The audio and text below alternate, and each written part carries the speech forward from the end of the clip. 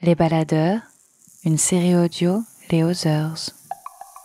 Des balades, des aventures, des mésaventures en pleine nature. Prêt pour le départ ? Prêt ? C'est parti.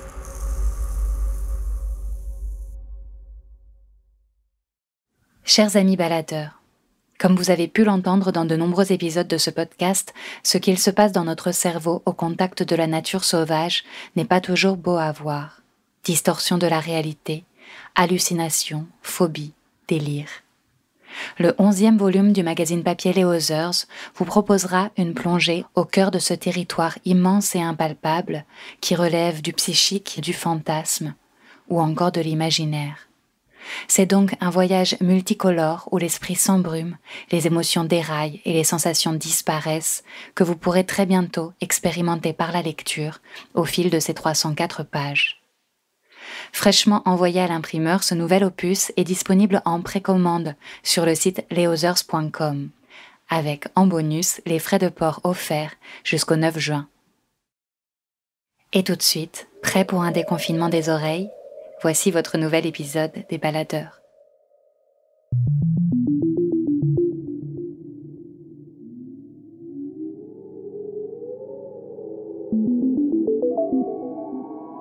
On me dit que Baptiste doit venir nous chercher, à l'arrivée du petit bateau de pêcheurs qui nous dépose sur la banquise, dans un fjord de la baie d'Ilulissat au Groenland. Le moteur grogne encore, quelques petits icebergs tapent sur la coque de notre embarcation.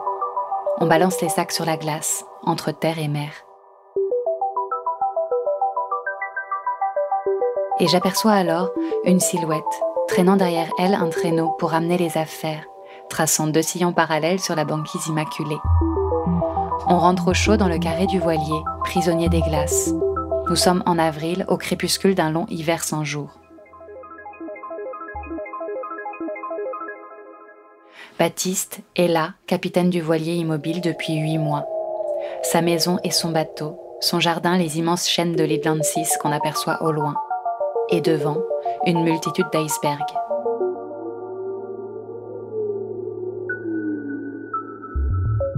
Mais avant cela, avant de se retrouver au Groenland, Baptiste, le garçon de la montagne, découvrit la mer, plus comme un échappatoire que comme un rêve. Le jeune fait ses premiers pas sur l'eau, et peu à peu apprend les codes d'honneur des marins, et bientôt décrypte le langage de l'océan.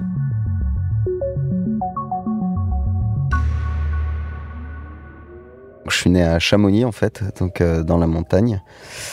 Et puis en fait moi ça me réussissait pas vraiment l'école quoi. Du coup j'ai passé le bac et puis on a discuté un peu avec mes parents, mais moi j'avais absolument pas envie en fait de partir faire des BTS, des trucs. Enfin ça me parlait pas du tout quoi. Et puis du coup mon père avait des contacts sur un bateau et puis il m'a dit si tu veux je peux leur demander est-ce que ça te botterait d'aller faire un peu de bateau quoi. Mais sinon non, j'avais jamais entendu parler ni de bateau, j'avais jamais lu de bouquin là-dessus, absolument pas quoi. Moi c'était la montagne, la vie là-bas quoi. Pour moi, la mer, c'était la plage, et puis après, les petites vagues, et puis tu te baignes, et puis c'est rigolo, quoi. Et donc, quand on m'a proposé ce truc bateau, en fait, moi, j'en avais rien à faire, que ce soit du bateau et de la mer, quoi. Moi, c'était juste l'occasion. Moi, j'avais envie de partir, en fait, quoi, loin et longtemps. Donc, j'embarquais à Tahiti. On m'a dit, vas-y, tu pars à Tahiti pendant 2 mois sur un bateau. Après, tu remontes à Hawaï, on va à San Diego, tout ça. J'ai fait, ouais, vas-y. J'avais 17 ans, j'étais juste trop content quoi, d'y aller. Après, avec mon père, on avait un pote à lui. Et puis le pote dit, ah ouais, donc tu pars 2 mois sur un bateau et tout. Donc, moi, ouais, trop content, tout ça. Et puis il me dit, putain, ça se trouve, tu vas vomir pendant 2 mois et demi, quoi. J'étais là, ouais, putain, merde, peut-être que je vais vomir pendant 2 mois. Peut-être ça va être super nul, en fait, ce trip, quoi. Mais non, sinon, trop excité, quoi. Puis, à 17 ans aussi, conscience de rien, quoi. Tu sais absolument pas ce qui t'attend. Après, j'ai pris mon sac, mis les pieds dans l'avion, puis je suis arrivé à Tahiti, quoi. Je suis arrivé à Tahiti.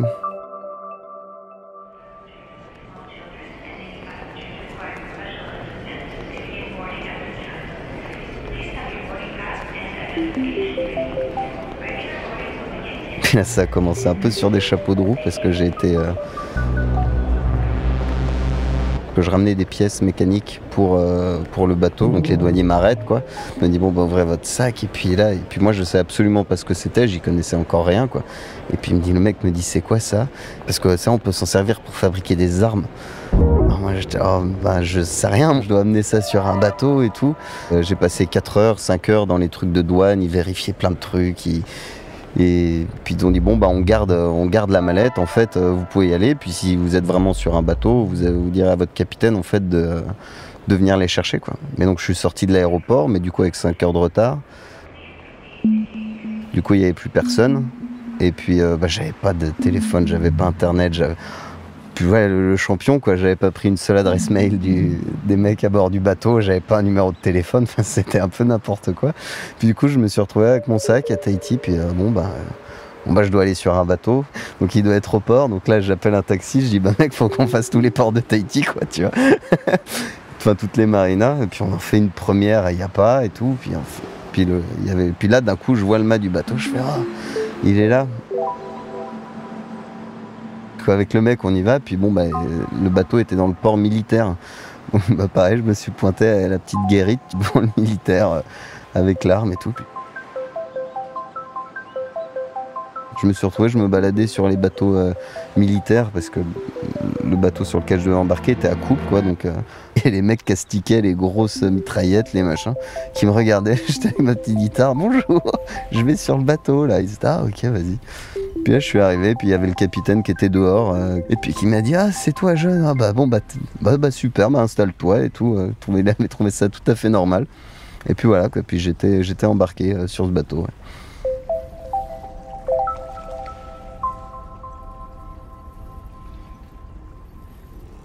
Santiago, dit le gamin. Oui, répondit le vieux. Il tenait son verre et pensait à des temps loin en arrière. Tu veux que j'aille te pêcher tes sardines demain matin? Non. Repose-toi. Va jouer au baseball. Je peux encore ramer et Rogelio me pliera le filet. J'aimerais venir. Si je ne peux pas pêcher avec toi, je pourrais te rendre service autrement. Tu m'as offert une bière, dit le vieux. Tu es déjà un homme. J'avais quel âge la première fois que tu m'as pris dans ton bateau? 5 ans. Et on a failli te tuer quand j'ai remonté ce poisson sur le plat-bord et qu'il a failli éclater le bateau en morceaux. Tu t'en souviens? Je me rappelle, comme sa queue battait et cognait, et le banc cassé en deux, et le bruit du gourdin. Je me rappelle que tu m'as jeté dans la cale avec des lignes toutes mouillées, et que je sentais le bateau couler, et le bruit que tu faisais tapant sur lui avec ton gourdin, comme pour faire tomber un arbre, et l'odeur du sang qui recouvrait tout, partout. Tu peux vraiment t'en rappeler ou c'est parce que je te l'ai raconté? Je me rappelle de tout, depuis le premier jour où on est sortis ensemble. Le vieil homme le regarda de ses yeux brûlés de soleil, confiant et aimant. Si tu avais été mon fils, je t'aurais pris avec moi et on aurait tenu le pari, dit-il.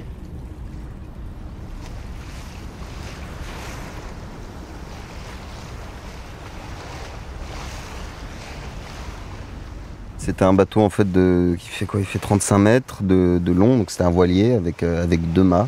C'était un bateau d'expé quoi, fait en aluminium, vraiment les bateaux qui sont faits pour les gros voyages quoi, c'est des bateaux robustes quoi, c'est des bateaux de travail pour faire vraiment des longs trajets, c'est des bateaux long cours quoi on va dire. Et à bord, il y a 14 couchages, donc c'était un bateau aussi qui faisait de la science, donc il y avait 4 marins, on va dire, constants, un capitaine, un second, un chef mécanicien, un chef de pont, et puis un cuistot. Donc ça fait 5 en fait. Et puis après, j'ai entre 8 et 10 scientifiques, quoi, ça dépendait. Ça dépendait des trajets qu'ils faisaient en fait, et puis des analyses scientifiques qu'ils faisaient. Je suis arrivé, je crois que j'ai fait une sieste, j'ai posé mon sac et puis j'ai attaqué le taf quoi. Je dis bon vas-y on fait quoi quoi. Moi j'avais pas envie de faire des vacances quoi. Il y avait des mecs qui bossaient, je dis qu'est-ce que je peux faire. Donc je sais plus, je crois que le premier truc que j'ai fait, j'avais découpé une échelle pour installer une échelle pour descendre dans la soute-arrière quoi. Et puis on avait 4 jours d'escale je crois avant de partir. Donc c'est speed. C'est super speed parce que faut aller faire les courses, faut acheter les pièces de spare, enfin faut préparer le bateau en fait pour le départ, et puis on partait pour 20 jours de mer, 25 jours de mer je crois. Donc faut faire le plein de gasoil, faut faire le plein de la flotte, faut réparer les trucs qu'on pétait pendant le trajet d'avant, ouais, faut faire le plein de nourriture, faut accueillir tous les scientifiques, faut préparer les échantillons dont ils allaient se servir, que les mecs s'installent, nettoyer le bateau, enfin donc t'as pas le temps de t'ennuyer quoi. Puis après moi j'étais un peu me balader à Tahiti quand même, c'est beau quoi, Après moi on était à Papeete, donc c'est vraiment la capitale, donc bon c'est une ville quoi, c'est pas forcément très intéressant. Mais après tu vas dans les montagnes derrière, il y a des cascades, il y a plein de forêts, il y a des petites rivières, c'est sympa. Puis après, t'as tout le bord de mer aussi avec les petits lagons, les trucs, quoi.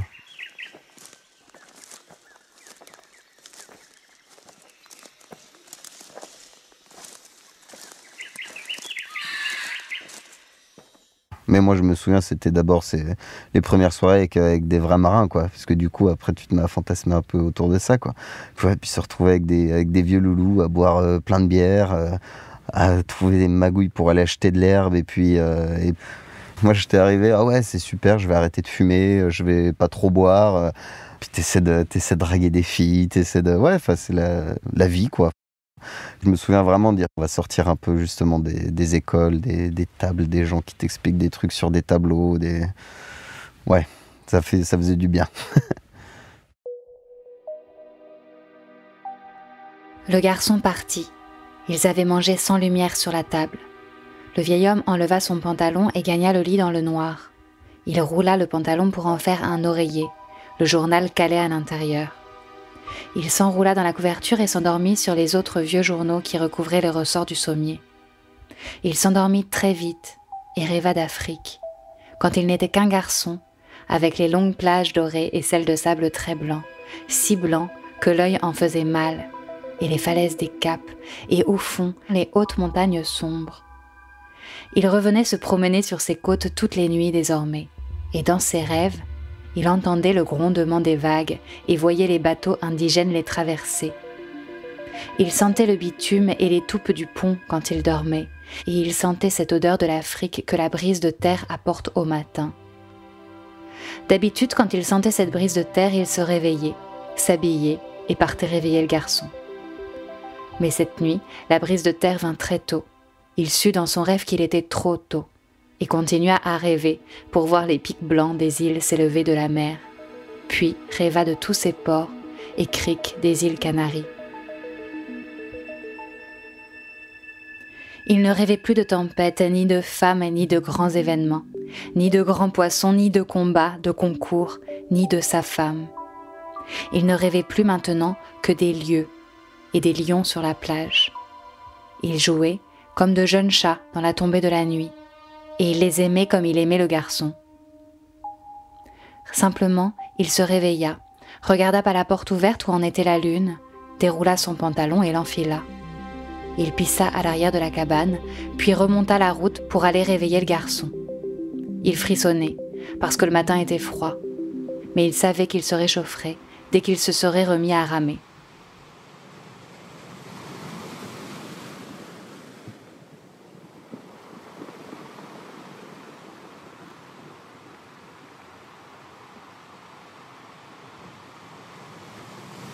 Je devais sûrement être très excité sur le moment. Je devais rien comprendre aux manœuvres, aux trucs. Où on me disait, vas-y, va choquer le bout sur le taquet. Et puis t'es là, c'est quoi un bout, c'est quoi un taquet, ça veut dire quoi choquer? Et du coup, t'es là, ouais, je devais traîner sur le pont en essayant de faire des trucs. J'ai dû moi me retrouver avec un bout sur la main un moment, j'ai dû tirer dessus, je pense. Et puis le bateau est parti. Et puis du moteur pour quitter le port, on a dû sortir. Et puis on a dû mettre les voiles. Et puis c'était parti, quoi. Ça devait être un départ de bateau comme tous les départs de bateau, en fait. Mais les jours à bord, c'est... déjà, en fait, moi, je m'imaginais qu'on avait du travail tout le temps en mer, ce qui est pas vrai du tout, en fait, parce que quand le bateau roule et qu'il n'y a pas de pépin, t'as pas spécialement de boulot à part surveiller le fait que le bateau aille bien au bon endroit, mais bon, ça j'étais pas en charge à cette époque. Du coup, moi j'allais filer des petits coups de main en machine, je filais des coups de main au cuistot, après on avait des tâches journalières, genre passer la spie. Si après le jour d'après tu passes plus la spie mais tu fais la vaisselle. Et puis ouais, on me demandait des petites bricoles quoi, des trucs marrants quoi. Je me souviens d'un coup, un des trucs en mer, on m'a demandé, c'est mettre une étagère ici. Du coup, je prends ma planche, je prends ma scie, nickel, et puis je prends un niveau pour voir si c'est bien à plat. Et du coup, je passe devant le chef mécano, il me regarde, il fait « Tu fais quoi avec ton niveau ?» Puis moi, je sortais de l'école du bois, donc si tu veux, je savais faire une étagère, quoi. Et puis là, je lui fais « Bah, pour être sûr que ça soit droit. » Puis moi, il fait « Ok, donc bah, vas-y. » Puis là j'arrive, je découpe ma planche, puis là je mets le niveau, et puis en fait le bateau ça roule quoi. Du coup j'avais la bulle qui faisait droite-gauche, et j'étais bah ouais, complètement con de vouloir se servir d'un niveau sur un bateau quoi. Donc ouais, des petits trucs comme ça quoi, des petits trucs marrants.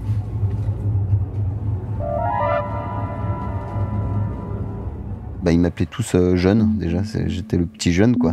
J'étais le petit mousse quoi, moi je me souviens que j'avais envie de vraiment tout faire quoi, j'avais envie de toucher à tout.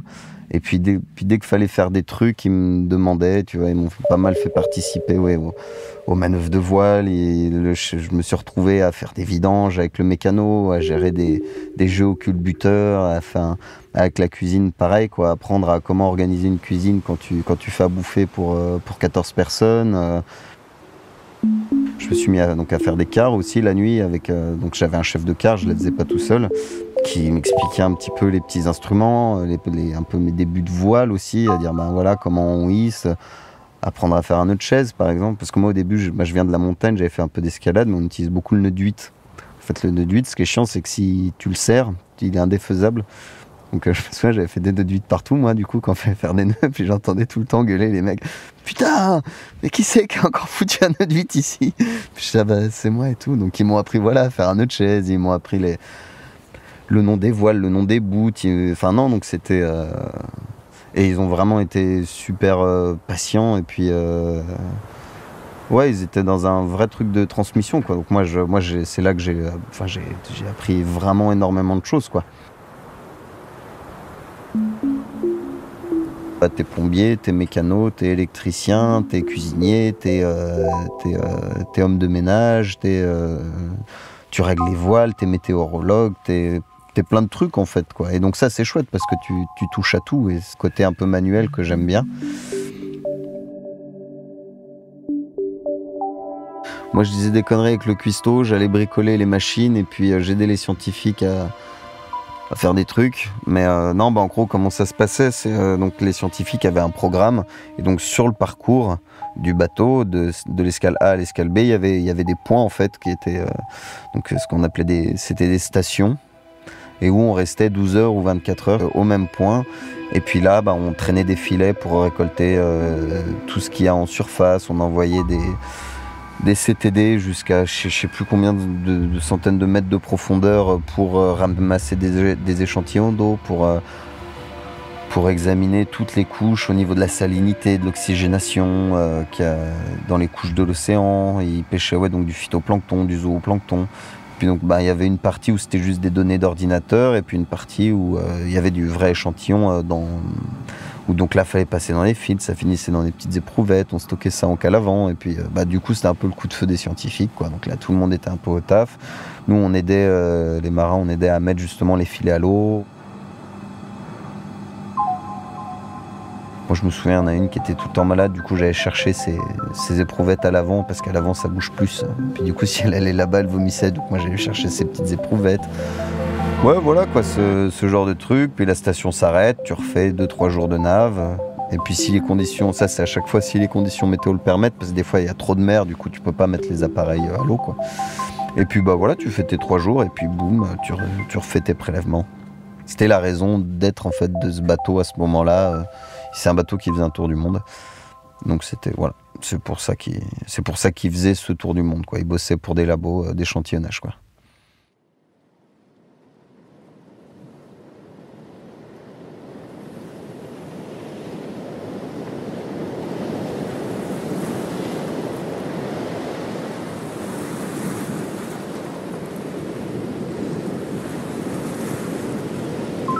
On a dû avoir des mers d'huile. Je me souviens qu'on s'était baigné un coup. C'est assez rigolo d'ailleurs de se dire que tu te baignes et que tu as 3000 km avant la Terre et que tu as 5000 mètres de fond sous tes pieds, quoi. Et tu te sens tout petit. Des fois il y a du vent, donc il y a de la grosse mer. Des fois c'est cool, tu as 20 nœuds, tu avances bien avec le bateau a un bon rythme. Presque en général pas mal dans le Pacifique, c'est que vu que c'est un grand océan, tu as des grandes houles. Donc c'est-à-dire que tu as des grandes vagues qui sont très, très lentes, très langoureuses, quoi. C'est pas comme, par exemple, quand tu es coincé en mer Adriatique, là c'est la mer entre l'Italie puis la Croatie, tout ça, là c'est à l'est de l'Italie. Où là c'est une mer qui est très serrée, qui va, si tu as des coups de vent, ça va être vraiment plein de petites vagues et tout. Et puis là c'est très très fatigant parce que là on fait ce qu'on appelle, si tu as du vent de face, tu fais ce qu'on appelle, tu plantes des pieux, quoi. Puis là c'est sans arrêt, c'est pa, pa, pa. Donc ça dépend vraiment après des mers. Et puis juste de la météo, en fait, ça dépend du vent. Sur 3 semaines, tu as quand même de grandes chances de rencontrer plein de types de météo différentes, quoi.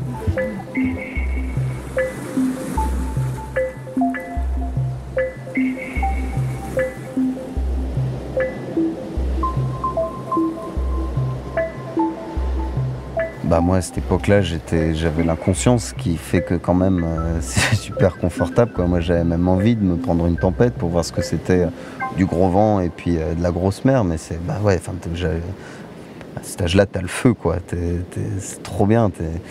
Et puis du coup je m'en rendais pas compte. En fait je pense qu'il y a peut-être eu des moments où c'était chaud, mais moi j'étais excité à fond et puis t'avais des mecs qui géraient leur barque, donc j'ai pas eu le temps de me dire merde, waouh ça pue ou là c'est chaud quand même, quoi.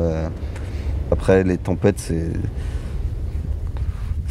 vraiment, en fait, quand t'as des mecs qui vont te dire qu'ils ont pris une grosse tempête et qu'ils se sont fait peur, c'est que enfin ces histoires de tempête, déjà ils vont pas forcément les raconter facilement, et puis il y a une forme d'humilité un petit peu vis-à-vis de tout ça qui fait que ils vont pas s'en vanter, ils vont quand même réduire un petit peu aussi le truc en disant voilà, ouais, non mais c'est comme ça, bon finalement ça s'est bien passé, tout ça. Puis c'est des choses vraiment qui te marquent, et je trouve que ces choses qui te marquent énormément, ça t'appartient un peu qu'à toi, parce qu'en fait finalement les gens comprennent pas ce que t'as vécu sur le moment, quoi. Au bout du compte c'est un peu rigolo parce que c'est un peu le bordel dans le bateau et puis que tout le monde s'en est bien tiré, quoi, mais moi j'ai un pote que j'ai rencontré par la suite qui a vraiment pris une grosse tempête et ça a été un peu chaud quand même. Ils ont perdu les 2 mâts, ils ont perdu le moteur, il y avait 80 nœuds de vent, il y avait des creux de 10 mètres apparemment. Enfin, il s'est retrouvé éjecté contre un mur avec la table qu'il a écrasée, qui lui a ouvert l'arcade, ce qui fait qu'il voyait plus rien. Enfin, des trucs de ouf. Il avait un client qui attendait dans sa cabine en mangeant des Coco Pops en disant on va crever. Enfin ouais, non, c'est des moments qui sont assez chauds, mais ça du coup moi cette histoire, ce mec il me l'a raconté, je pense, je sais pas, 3-4 ans après qu'on se soit rencontrés. Bah, en fait c'est un rapport assez direct avec la mort, quoi. Et je pense que y a pas grand chose qui est plus intime que ça, quoi.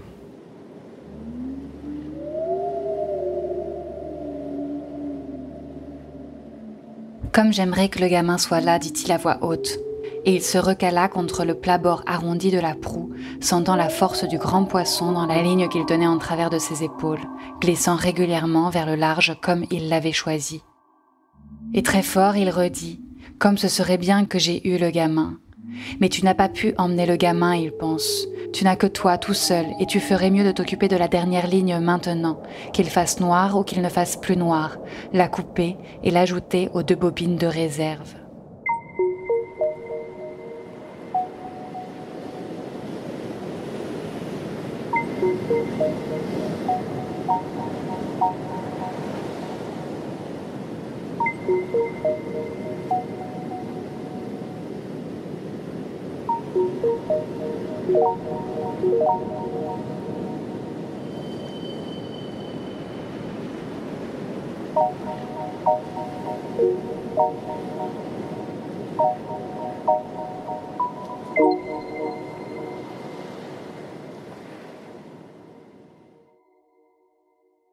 Puis après, t'es 24 heures sur 24 avec les mecs, en fait, parce que tu peux pas te barrer, quoi. Puis si t'en as marre, tu peux pas dire, bon, je vais me faire un cinoche. Donc si t'as un problème avec quelqu'un, t'es quand même un peu obligé, en fait, de faire en sorte que ça s'arrange. Donc soit en prenant sur toi, soit en ayant les discussions qu'il faut. T'avais le capitaine qui, lui, était un vieux loulou, mais vraiment de première, quoi. Toujours dans des histoires de dingue, un pirate, quoi. Vraiment un pirate. On était à San Diego, puis ils étaient partis en chouille à Tijuana, chose qu'on n'avait absolument pas le droit de faire. Moi, j'y étais pas allé, heureusement. Ils m'avaient proposé, puis j'ai dit non, ça pue votre truc. Du coup, il sort du bar, puis là, le capitaine qui se fait alpaguer par une pute, quoi, et puis qui l'a drogué, en fait. Puis il y a des vieux loulous mexicains qui l'ont pris, qui lui ont fait vider 10 000 balles sur son compte, qui après l'ont jeté dans un caniveau. Le mec, il a passé la frontière sans passeport, en mode clandestin mexicain, pour arriver finalement à rejoindre le motel 3 jours plus tard. Nous, on avait alerté Interpol, on avait perdu le mec. Enfin, c'est des histoires un petit peu comme ça, quoi. Ce qu'on disait souvent, c'est il a les meilleurs côtés il a les bons côtés de Rasputin et les mauvais côtés de Corto Maltese, quoi. Après, il y avait le chef mécano qui, lui, était une super crème aussi, quoi, avec qui on s'est bien marré, j'ai bien bossé avec lui. Il y avait le second qui était un marin, lui, je trouve hors norme, qui était vraiment génial. Et puis, c'est des mecs qui ont l'habitude d'être en mer, du coup, ils vont pas faire chier, quoi. Et ils sont souvent à la cool, à faire un peu des blagues, à mettre la presse quand il faut, mais c'était des très bons marins, du coup, ils géraient totalement leur truc, donc t'as jamais un mot, jamais, si, t'as des mots plus hauts que les autres, mais tu sens que ça roule, quoi, et puis c'est des gens qui te permettent de découvrir la mer sans que ce soit trop le bordel, quoi. Sans que tu passes à la flotte, sans que tu pètes des bateaux, sans que tu... Et du coup, c'est super chouette, quoi. C'est fou de rencontrer des mecs comme ça, parce que c'est des mecs que tu penses que c'est que dans les films ou dans les BD, quoi. T'aimes bien, c'est cool, t'aimes pas, ils t'emmerdent, quoi, un peu. Et donc, des gens vrais, quoi, des gens vrais. Et puis moi, je sais qu'à 17 ans, ouais, du coup, t'es là, waouh, putain, c'est quand même... Si t'as fait 3 semaines de mer avec un mec, et que ça s'est bien passé, puis que c'est devenu ton pote, il y a quand même des grandes chances que ça soit un peu durable, quoi. Ou même s'il y aura pas de news, parce que entre les marins, c'est toujours à droite, à gauche. Tu vas recroiser le mec 2 jours dans un ponton au hasard à l'autre bout du monde. Ah, t'es là, toi? Ouais, je suis là. Toi aussi, ouais. Et puis c'est génial, quoi.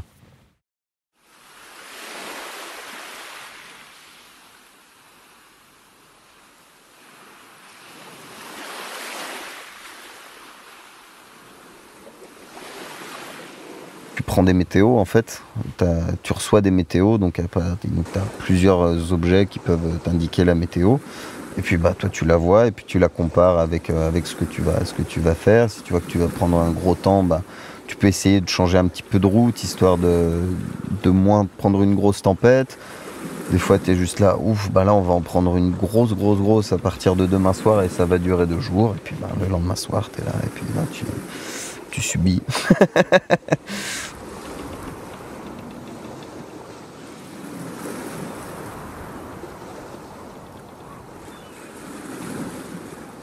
Après, quand tu traverses un océan, surtout que pour commencer à vouloir jouer au niveau des dépressions et tout ça, de vouloir passer plutôt là que là, faut quand même avoir des bateaux qui commencent un peu à envoyer quand même au niveau de la vitesse. Et moi, j'ai jamais trop été sur ce genre de bateau.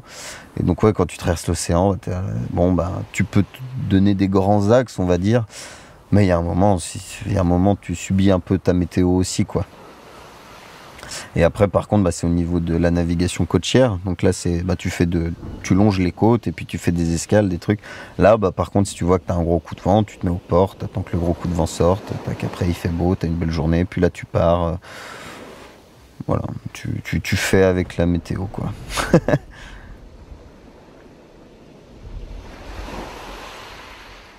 Que tu vas avoir des bateaux où t'es que 2.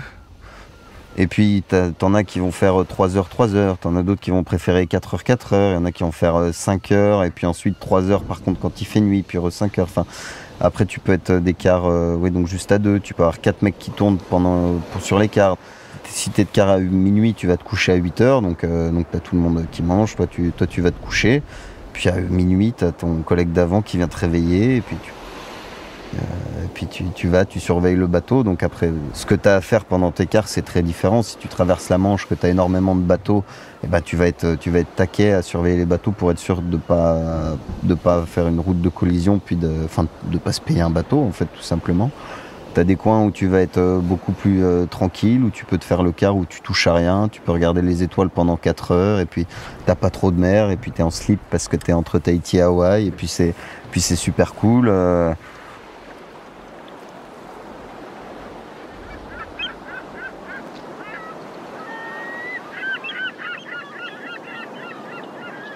Tu peux avoir un quart comme j'avais fait en Islande, où là je faisais minuit 4 heures, et puis t'as jour permanent, mais là on avait des problèmes de barre, de pilote, donc on était à la barre franche sur un bateau de 15 tonnes, et puis du coup pendant 4 heures tu passes 4 heures dehors avec de l'eau à 2 degrés, dehors il fait -5, tu finis avec 3 cm de givre sur ton ciré, et puis du coup tu vas te coucher, je me souviens, ce quart, j'avais mis 10 minutes quasiment à desserrer les mains de la barre franche, en fait, la barre qui te permet de contrôler les safrans, les trucs qui guident le bateau. Tu t'y fais, en fait, au rythme. Au bout d'un moment, quand ça dure un peu long, donc ça se fait pas sur 2 jours, mais au bout de 4-5 jours, si tu fais 4 heures debout, 4 heures couché, 4 heures debout, au bout de 4 heures, t'es fatigué, tu te couches, et puis t'as presque plus besoin de réveil, quoi. Au bout de 4 heures, tac, tu te lèves, et puis en 2 minutes, t'es opérationnel, et puis t'as 4 heures d'autonomie, quoi. Ton corps, après, prend des rythmes, en fait.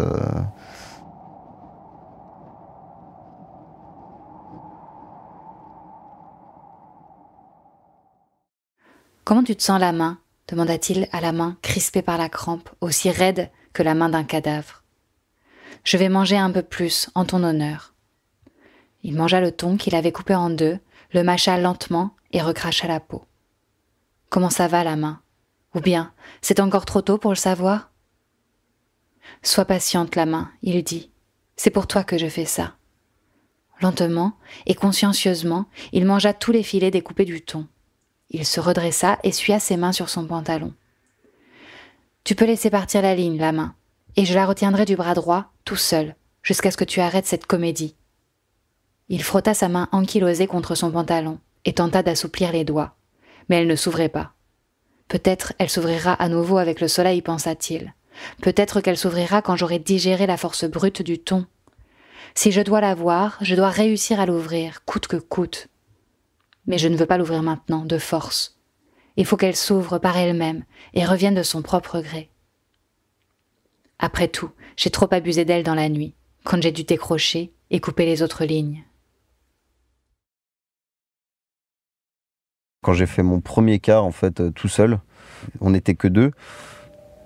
Donc je venais de passer mon diplôme, et puis j'avais jamais fait de quart tout seul, quoi, en fait. Donc là, on parlait d'eux, et puis lui, il fait 8h minuit, il va se coucher. Je me réveille, je me souviens, j'ai pas dormi, en fait, pendant mes 4 heures de pause, parce que moi, je sentais le bateau taper et tout, puis il y avait quand même un peu d'air. Et moi, j'étais là, putain, mais là, Puis je regardais ma montre, putain, dans 3 heures, je suis là-haut tout seul, dans 2 heures, jusqu'au moment où le mec, il vient, il te saisit, puis il te secoue un peu le pied en mode, mec, c'est à toi. Et là, je me souviens, je me suis levé, j'étais là, oh là là. Quand tu te retrouves tout seul, en pleine nuit, à prendre des vagues dans la gueule, à devoir gérer tes voiles, de voir le vent qui monte, d'être quand même pas trop loin de la côte, d'avoir des bateaux, de gérer tout ce truc-là, quoi. Tu prends conscience, là, en fait, de tout ce que ça implique, vu que t'en es responsable, en fait. Et du coup, t'es moins dans le « ouais, c'est cool, il y a du vent, ouais, c'est beau, la mer déchaînée et tout, ouais ». Quand t'as un peu le poids de la responsabilité, puis après, faut que l'autre, il dorme quand même. Faut que ton collègue, il puisse dormir, donc faut pas aller le réveiller toutes les 5 minutes pour faire je sais pas quoi. Ouais, c'est à partir de ce moment-là, je pense, où j'ai commencé à vraiment comprendre que la mer, c'était quelque chose de sérieux, en fait. Et qu'il fallait être sérieux aussi là-dedans, quoi. Et que du coup, tu es obligé d'avoir déjà une humilité face à ça, parce que c'est beaucoup plus costaud que toi. Et que t'es obligé de devoir en fait acquérir un sens marin, que tu dois anticiper les choses, que tu dois sentir le bateau, que tu dois sentir la mer. Et ouais, moi c'est le premier quart où j'ai quitté l'insouciance, je pense. Où là je me suis dit bon, là je suis tout seul sur le bateau, il faut que le bateau il aille bien. Et puis ouais, là ça change un peu la donne quand t'es responsable en fait du truc, quand t'es responsable de ta vie, de la vie du mec et puis du bateau au milieu de l'océan. T'attaques une relation en fait avec l'océan, quoi, et qui du coup se transforme vachement, qui t'apporte plein de choses différentes et qui fait que toi t'évolues. J'imagine c'est comme avec une personne en fait, quand tu rencontres une personne au début, tu te souviens pas forcément de tout ça parce que t'es sans cesse dans le truc du renouvellement en fait, de nouvelles découvertes, de communication, puis de dialogue en fait qui évoluent, qui changent, et puis du coup c'était très au jour le jour en fait, quoi. Donc c'est un petit peu ces vieux sages là qui peuvent se tripoter la barbe et puis qui disent qui disent pas grand chose et puis qui font pas grand chose, mais où il se passe 1 milliard de trucs dans ces gens et ça se sent parce que toi quand tu es en contact avec ces gens-là, tu sens qu'il se passe des trucs. Et la mer c'est pareil, donc c'est une grande étendue d'eau avec l'eau en bas et puis après t'as le ciel au-dessus, mais les petites vagues, les grosses vagues, ça va toujours être différent. Les couleurs, j'ai déjà vu des mers mauves, vertes, bleues, noires, blanches, argentées. Enfin, c'est très nuancé, quoi. Et c'est très doux, en fait. C'est pas le truc qui va te faire waouh. Non, ça va justement être des petites subtilités, en fait. Que je trouve en fait super intéressant, quoi.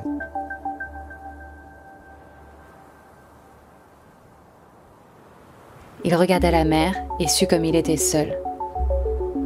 Mais il distinguait les prismes de l'eau sombre et profonde et la ligne qui le tirait vers l'avant et l'étrange ondulation du calme. Les nuages s'accumulaient maintenant sous le souffle de l'Alizé, et quand il regarda droit devant, il aperçut un vol de canards sauvages, comme découpé contre le ciel et l'eau, puis s'effaçant, puis net à nouveau. Et il sut qu'aucun homme n'était jamais seul sur la mer. Il pensait à combien les hommes redoutaient de perdre de vue la côte dans un bateau minuscule, et que bien sûr, ils avaient raison pendant les mois de ces mauvais temps soudains. Mais en ce moment, c'était la saison des ouragans, et quand il n'y avait pas d'ouragan, les mois à ouragan sont les meilleurs de l'année.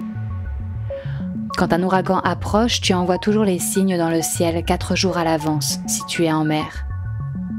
Ils ne le savent pas sur la côte, parce qu'ils ne sauraient pas les reconnaître, pensa-t-il. Il regarda le ciel, vit les cumulus blancs, s'empiler amicalement comme des ice cream, et encore plus haut, les fines plumes des cirrus contre le haut ciel de septembre. Légère brise, dit-il, un temps bien meilleur pour moi que pour toi, le poisson.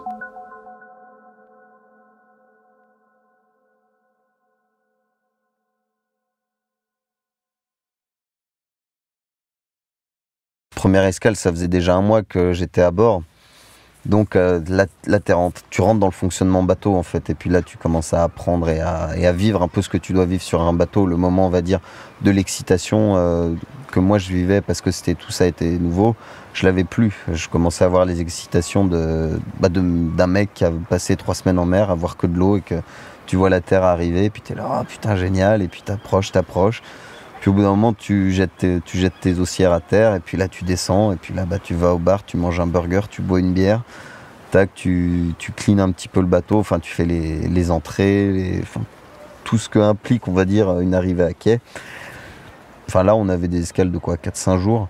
Donc là, il y a du taf, justement, quoi.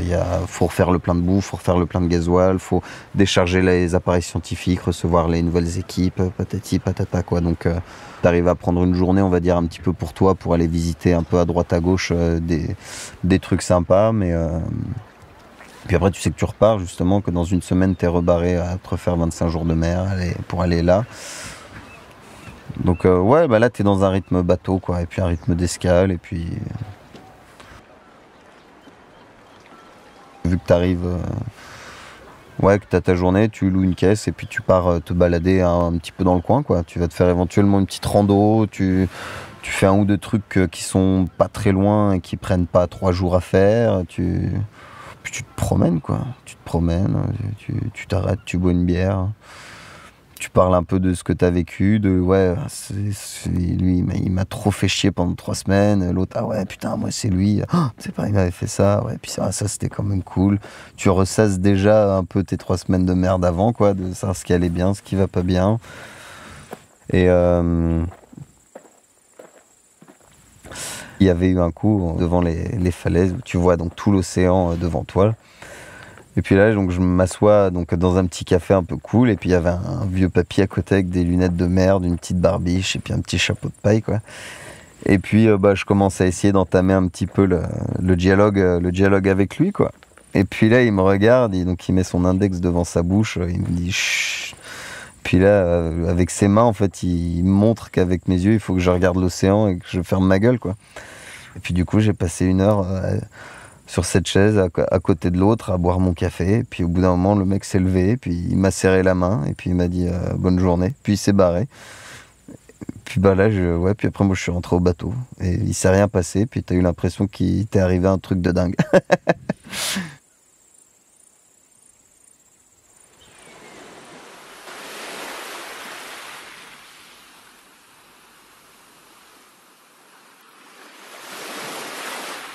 Le garçon emporta le bidon de café à la cabane du vieux et s'assit près de lui jusqu'à ce qu'il se réveille. Puis il se réveilla vraiment. « Ne t'assieds pas, dit le gamin, bois ça. » Il lui versa du café dans un verre, le vieil homme le prit et but. « Pedrico s'occupe du bateau et de ton matériel. Qu'est-ce que tu vas faire de la tête ? Dis à Pedrico qu'il s'en serve pour ses appâts dans le casier. Et l'éperon ? Garde-le si tu veux. »« Je le veux, dit le gamin. » Ils m'ont recherché ? Tu parles, les gardes-côtes et même un avion. C'est très grand l'océan, et un bateau si petit et si difficile à voir, dit le vieil homme. Il se dit que c'était quand même agréable de parler à quelqu'un au lieu de parler tout seul et à la mer. Tu m'as manqué, dit-il. Vous avez attrapé quoi ? Un le premier jour, un le deuxième et 2 le troisième. Beau. Maintenant, on va recommencer à pêcher ensemble. Non, je n'ai pas la chance, je n'ai pas de chance du tout. On s'en fout de la chance, dit le gamin. Moi, je te l'apporterai, la chance. Elle dira quoi, ta famille ? M'est égal. J'en ai pris 2 hier. Mais je veux qu'on pêche ensemble parce que j'ai beaucoup à apprendre. On doit trouver un bon harpon de lancer et toujours l'avoir à bord. Tu pourrais faire la lame en prenant un ressort de suspension d'une vieille Ford. Il y en a à Guanabacoa. Ça doit être tranchant, mais pas trempé pour ne pas casser. Mon couteau a cassé. Je t'aurai un autre couteau, et j'ai déjà des ressorts. On aura combien de jours de grosses brises ? Peut-être 3, peut-être plus. Je m'occuperai de tout, dit le garçon. Toi, tu dois soigner tes mains. Je sais comment m'en occuper.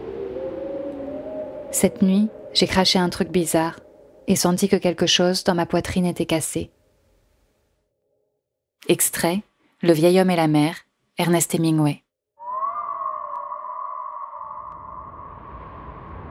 Mais après, je vois, ça me manque. Si je vois pas la mer pendant 2 mois, ça va me manquer. Et puis, quand je vais la retrouver, que je vais être devant, je sais que je vais lui parler déjà pendant 15 minutes, quoi. Et je vais avoir besoin d'aller me baigner. Et puis, j'ai vraiment l'impression de retourner un peu dans une sorte de foyer, quoi. Ouais, tu rentres un peu à la maison. Et ça, c'est assez chouette, quoi. C'est assez chouette. Donc c'est chiant, je pourrais pas vivre ailleurs que proche de la mer, je pense. Mais c'est cool en fait. Et c'est assez étonnant de ressentir un tel réconfort juste parce que t'es à côté de la mer, quoi. Ça c'est assez rigolo.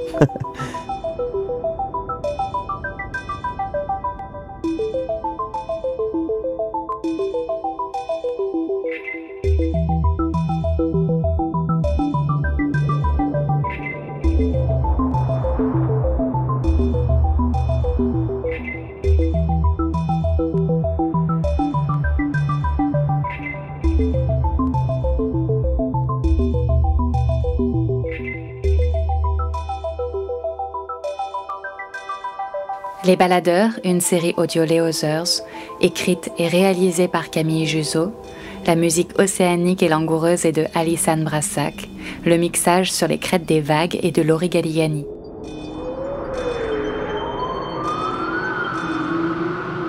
Et dans 15 jours, nous vous retrouvons en Terre de Feu, à la recherche de traces sonores des Amérindiens d'antan. À bientôt.